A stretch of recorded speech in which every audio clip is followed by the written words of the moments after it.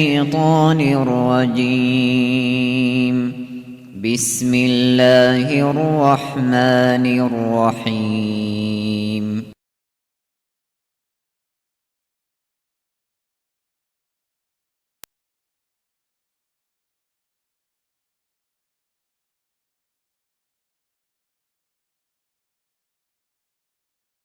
الله أكبر الله أكبر الله أكبر الله أكبر أشهد أن لا إله إلا الله أشهد أن لا إله إلا الله أشهد أن محمدًا رسول الله أشهد أن محمدًا رسول الله حي على الصلاة حي على الصلاة حي على الفلاح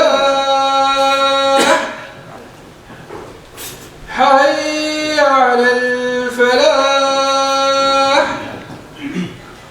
الله أكبر الله أكبر لا إله إلا الله.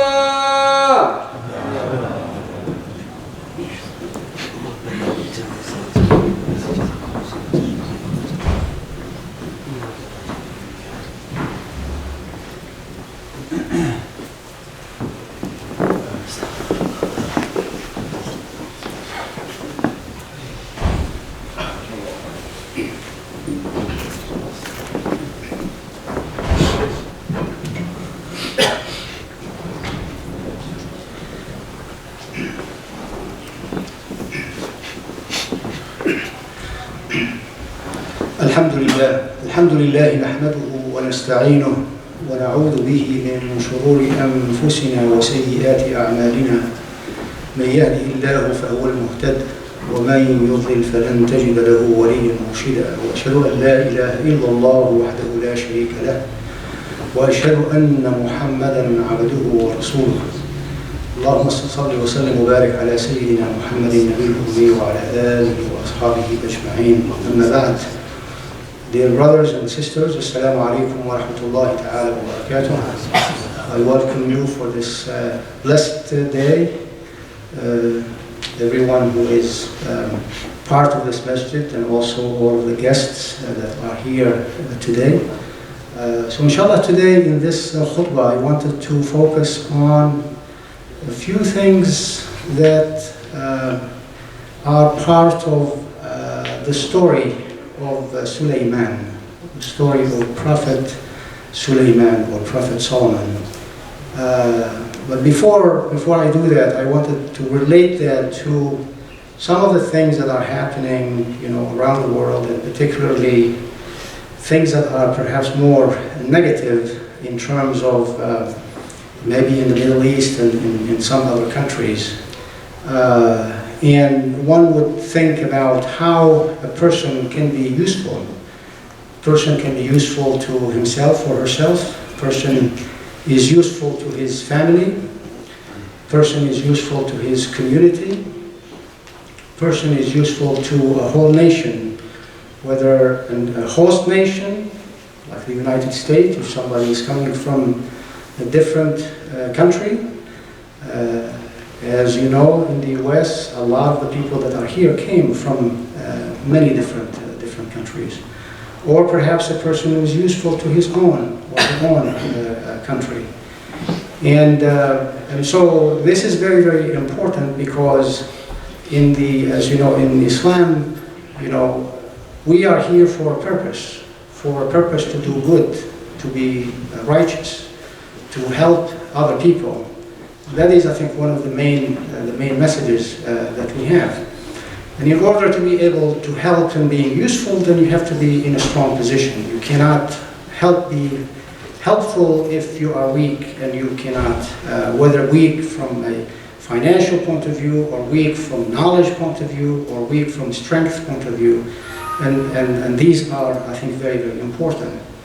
And if we look at, countries now versus companies, you look at countries, for example, especially the ones that are oil and gas producing companies, you would find that some of these countries may have 30, 40, 70 million people, right? But then you compare with a small company like Apple company, or maybe a slightly bigger company like ExxonMobil company, right? And that one company, their revenue could be per person, right? Could be maybe 3,000 times more than one person from these other countries.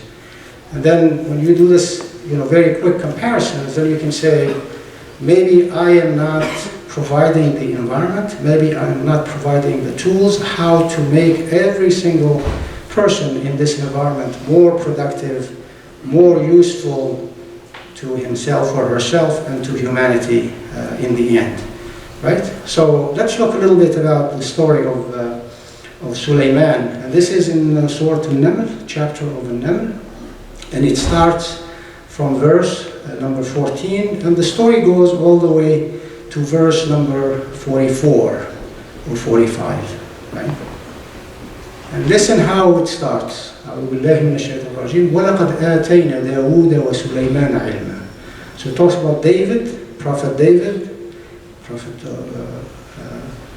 Dawood alayhi salam, and he's the father of Sulayman, okay? And it says وَلَقَدْ آتَيْنَا دَاوُودَ وَسُلَيْمَانَ عِلْمًا. So Allah subhanahu wa ta'ala, God has given ilm, knowledge, to David, to Dawood and Solomon, okay? And then they say, وَقَالَ الْحَمْدُ لِلَّهِ الَّذِي فَضَّلَنَا عَلَى كَثِيرٍ مِنْ عِبَادِهِ الْمُؤْمِنِينَ. That they are thankful to God that He has distinguished them, right, from everybody else with ilm, with knowledge, okay? It was not with money or not something else, but with knowledge and ilm, right? So this is the first thing, right? Now when you look at other verses in the Quran, you will find out that Allah subhanahu wa ta'ala repeats this in other chapters. So for example, for Surah Al-Anbiya, or the chapter of the Prophet, it says, فَفَهَّمْنَاهَا سُلَيْمَانَ وَكُلًّا آتَيْنَا حُكْمًا وَعِلْمًا. Right? So this is talking about David, Dawood, wa Sulayman, David and Solomon. Okay, and it says that we made it understood to Sulayman, to Solomon, right? And at the same time, for both of them, Dawood and Sulayman, we gave two things, hukman wa ilma, hukm wa ilm, right? Knowledge. Yusuf, Prophet Joseph, alayhi salam, peace be upon him, and all of them. Okay, Surah Yusuf said, وَلَمَّا بَلَغَ أَشُدَّهُ آتَيْنَاهُ حُكْمًا وَعِلْمًا. So when he reached a certain age, Allah subhanahu wa ta'ala, God gave him hukman wa ilma. Okay? Just briefly, in my mind, hukm has maybe 3 or 4 things in it. Okay? Hukm has, in Arabic, hukm meaning governance, that you can govern. Hikmah, wisdom, perhaps power, and justice, adala. Okay? Because if you are leading, if you don't have power to lead, how can you lead? If you don't have wisdom, you cannot lead. If you don't have justice, and you are just between people, how can you lead? Right? So all of these have to go together. So this is, in my mind, hukman involves at least these 4 things, if not more. Right? And then the second one is ilman. And ilm has also maybe 2 aspects to it. Ilm deen, how you pray, how you fast, all of the things associated with ilm al-deen, and then ilm al-dunya. We need ilm, we need knowledge on how to have electricity, how to have this microphone, right? How to desalinate water in the world. A lot of the water that exists, maybe only 1% or less than 1% of it that we can maybe drink directly. All of the other ones has to be treated in some way. Some other water can be treated maybe a lot more than the other ones, but all of them need some kind of knowledge and technology on how to do that. Moses alayhi salam, peace be upon him, also in the chapter of Surah Al-Qasas. Okay, وَلَمَّا بَلَغَ أَشُدَّهُ وَاسْتَوَى آتَيْنَاهُ حُكْمًا وَعِلْمًا. And it continues, وَلُوطًا آتَيْنَا حُكْمًا وَعِلْمًا.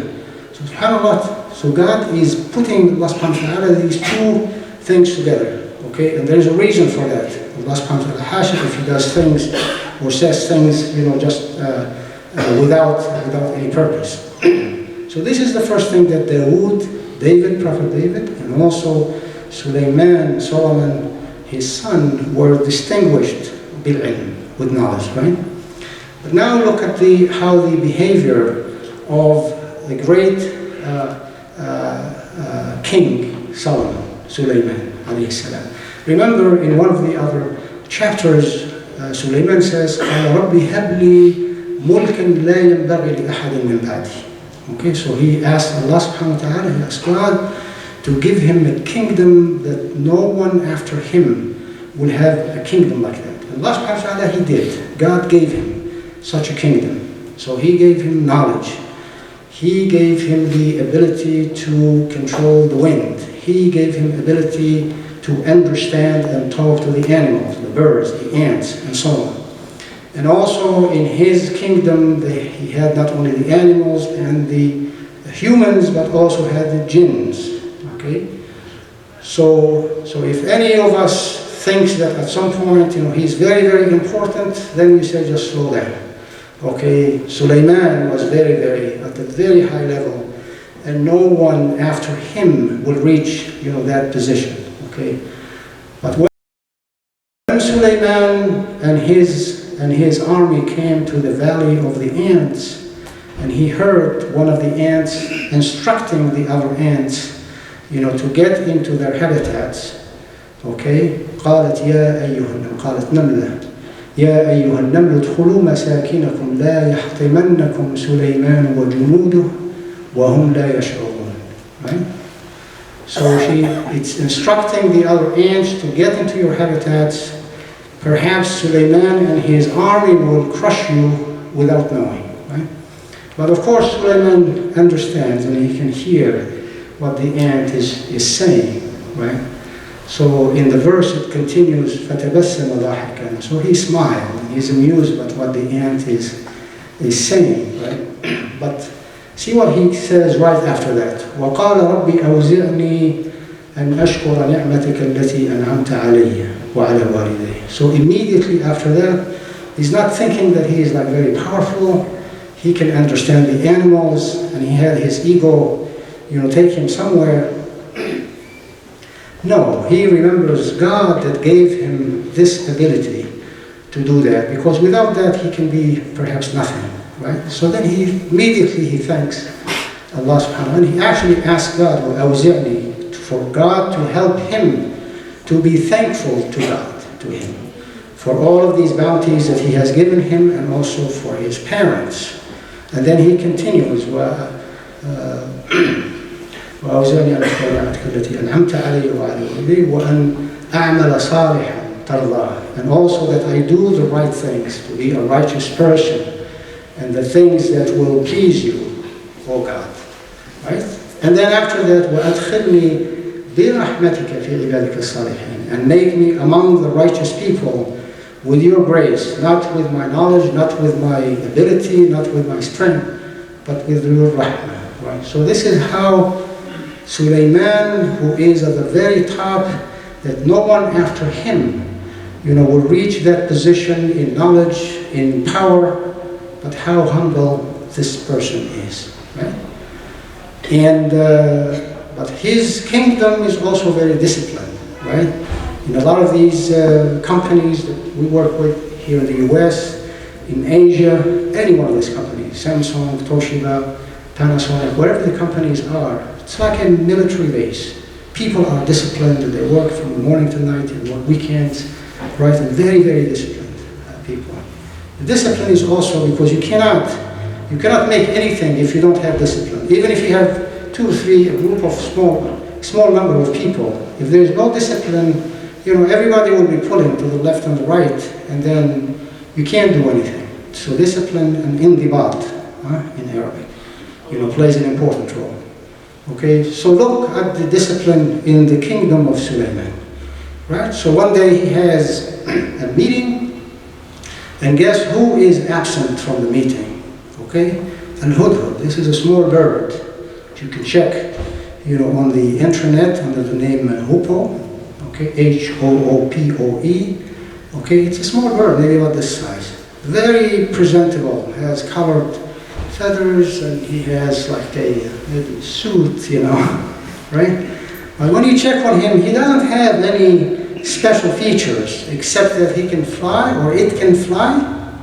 It has a long beak, has strong muscles that it can maybe dig in the ground. But other than that, it has no other special feature. And this bird, Sulayman alayhi salam, uses it so that when they are traveling, when he's traveling with his people, then the bird can fly around, and then they will indicate, where the water is and so on.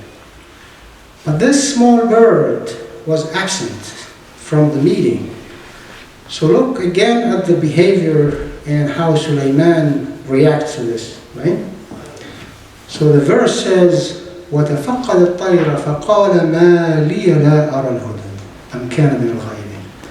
So Sulayman looks around and he finds the bird absent. So first he blames himself, right?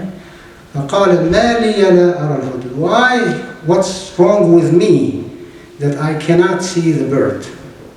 Right? He did not blame the bird first. He blamed himself.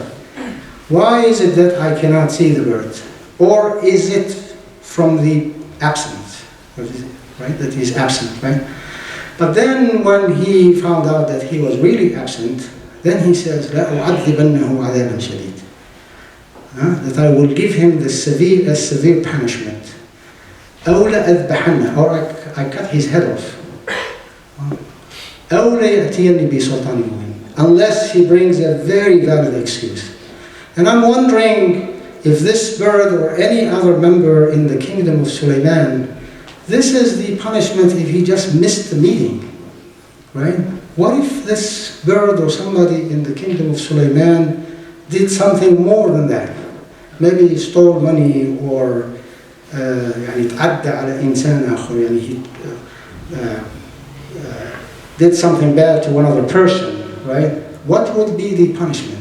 This is just for missing a meeting. The punishment is so high, right? So now, and then, so it turns out that the bird left on its own and did not tell anyone that it left. And the proof of that is when Sulayman was looking for him, or for it, in that meeting, nobody said, that he is sick today, or the bird is sick, or maybe he's taking the public transportation and there's a problem today or something, right? So, but nobody said anything of that sort, right? So that means the bird decided to go on its own, right?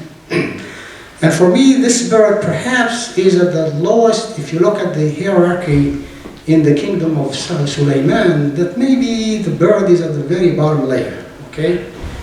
And the reason for this is that when we compare the bird with other people that Sulayman has in his kingdom, then you see that maybe he is, right?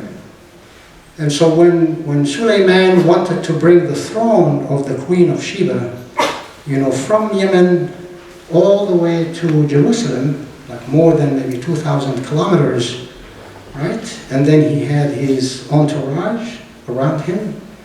And Sulayman asked, who can bring me this throne of the Queen of Sheba, right? So, and by the way, this is a transferable matter. It's not like an SMS that we send or an email. This is sending information through the internet or some wireless communication system. That's an easy thing, right? This is a transfer of matter, like this piece of solid wood would be transported from one place to the other, right? And so this throne of the Queen of Sheba that the bird described to Sulayman, was very big, and he had never seen anything like that, and it's very valuable, and it's actually something that shows the strength and the power of a king, and in this case the queen of Sheba was the one who was leading, its people. So then Ifrit min al-jinn قال to Sulayman, أنا آتيك به قبل أن تقوم من مقامك. I am the one who can bring it to you. Before you finish this meeting, I can bring you this throne. And then he adds, وإني عليه لقوي أمين. Okay? So he says, I'm very strong, and I am Amin, trustworthy, meaning that when I bring it, I will bring it exactly as it is. Nothing will be missing from it. Okay? So this perhaps indicates the quality of the people that are around, around Sulayman. That's quwwah, that is power, and also these people are trustworthy people. Okay, they are working Sulayman, the king, and of course everybody else in the kingdom of Sulayman.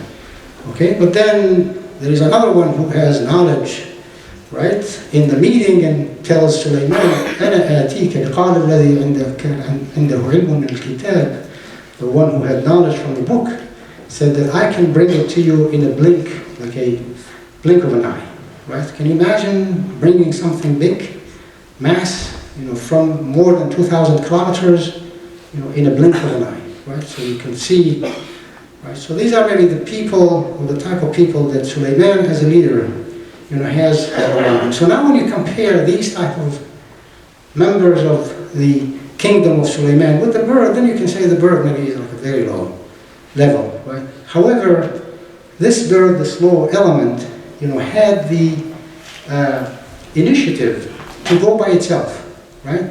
And flies, not 1, 2, 3 kilometers, but more than 2,000 kilometers. And then it goes to Yemen, and then it flies around, and it knows this is the lowest element, remember, in the kingdom of Sulayman, and it knows what Sulayman needs, and it knows also what, what the kingdom of Sulayman needs. So he comes back with all this information, right? And then he hurries up, right? فقال فمكث غير بعيد فقال, right? فقال وجئت أحطت بما لم تحط به. So look at this so when he comes back, he knows that the punishment is very quick. فمكث غير بعيد in Arabic, meaning that he did not wait too long, right? And fa in the time, meaning that the very short time. فمكث غير بعيد فقال. Immediately after that, he tells Sulayman that أحطت بما لم تحط. In Arabic, the word أحاط, it's like to encompass something from all of its different points of views without leaving any detail. And he tells Sulayman, this is the person who is at the very top of the kingdom, أحطت بما لم تحط به. And I encompass all this information without missing anything that you, Sulayman, do not have. Okay? And then he continues, وَجِئْتُكَ مِنْ سَبَإٍ بِنَبَإٍ يَقِينٍ. And look at the way this bird expresses itself, right? Saba Naba. In the Arabic language, this is maybe it's called al-muhassin al-badi'i. Okay, this is how you make the speech more eloquent, right? Maybe enhancing ways of enhancing the message, for example. And you say Saba Naba. Okay? And by the way, this is maybe the simplest one. There are other ones that are more complicated. So here there are two words, exactly the same letters, but only one letter that is different. Saba, Sin, Naba, Nun, right? Or you say Humaza, Lumaza, Ha and Lam, right? Exactly the same words, but they are changed in just one letter. So perhaps that Allah subhanahu wa ta'ala, God is telling us, not only you, even if you are at the lowest level in your community or in your country, you have to be like the hudhud, like this little bird, right? To have the initiative, to go do things, right? And also even in how you communicate, you have to be like at a very high level in this way, right? So of course, the bird gave all of the information that that I found, these people, their leader is a woman, and I found them worshiping the sun instead of God. And he gave all of the details that he has, even his aqidah and his knowledge about, the religion and so on is very, very high, right?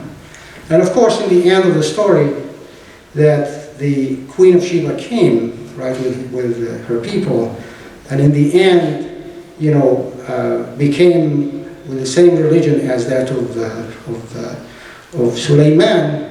And I believe for two things, right? Because one is when the Queen of Sheba is also very, very, very smart, right?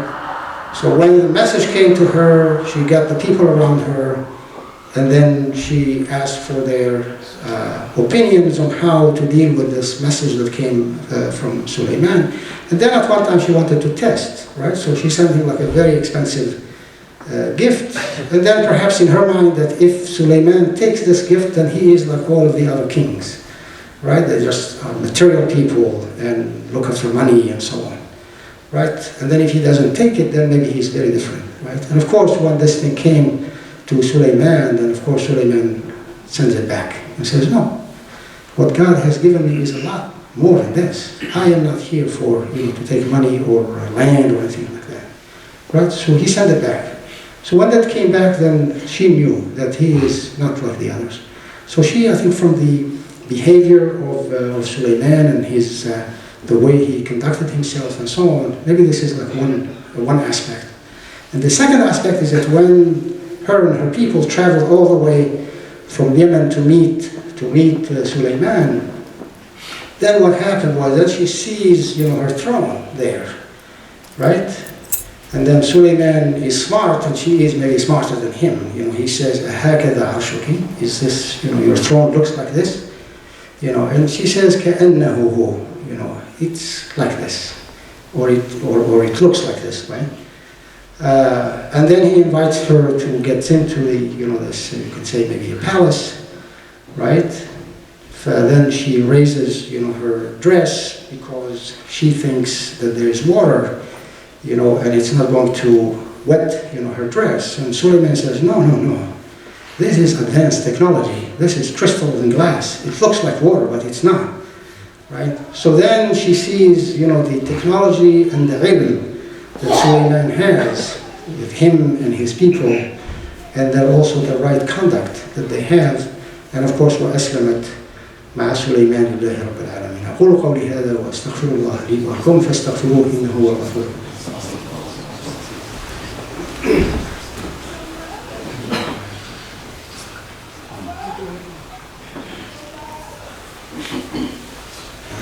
الحمد لله نحمده ونستعينه ونعوذ به من شرور أنفسنا وسيئات أعمالنا من يهده الله فهو المهتد ومن يضلل فلن تجد له وليا مرشدا. So I wanted just to share with you some of these things because it's very important that for every one of us, doesn't matter what their level is, to see the responsibility that each one of us has. First of all towards maybe the immediate people around us, and then you increase the radius of that circle bigger and bigger and bigger, right? Because in the end, we will be asked about our time, how we used our time. And of course, how we were helping other people, okay? Not causing trouble or causing, anything that makes a person, the deen even tells you how, you treat the animal, okay? Remember that in our case, Eid al-Adha is coming, very soon. This is the holiday that celebrates Prophet Abraham, right? And even in them, it says that, first of all, you do not, kill the animal in front of another animal, right? And more than that, you're not supposed to even show the knife that you're going to use towards the animal. So how can, if this is what we are taught, to be, this precise in the conduct, how can somebody goes and maybe kill another person, okay? A very, very grave thing to do. And if you remember in Surah Al-Ma'idah, Allah subhanahu wa ta'ala, God says, this is following the story of the two sons of Adam, right? That one killed the other. And it says, من أجل ذلك كتبنا على بني إسرائيل أنه من قتل نفسا بغير نفس أو فساد في الأرض فكأنما قتل الناس جميعا ومن أحياها فكأنما أحيا الناس جميعا. So he who kills another person or another life, takes another life without reason, and it's as if this person has killed the whole humanity. Can you imagine the punishment of this, that somebody has killed all of humanity from the beginning of time until the end of time, right? And then the verse continues, وَمَنْ أَحْيَاهَا, that he who revives a life, right? It's as if he has revived the whole humanity. So inshallah we can try to be among, maybe like the hudhud, like the bird, right? And we raise our level in every way, in our speech, in our conduct, in our knowledge, in our experience, in all of these aspects. And also we can be from the messages that Allah subhanahu wa ta'ala is sending to us, that we should be, among the people that are useful, people who are helping, other people, not causing troubles. أقول قولي هذا وأستغفر الله العظيم لي ولكم فاستغفروه. اللهم اغفر لنا وللوالدين وللمشايخ ومن له حق علينا. اللهم ربنا تقبل منا إنك أنت السميع العليم وتب علينا يا مولانا إنك أنت التواب الرحيم. وأقم الصلاة وصلي.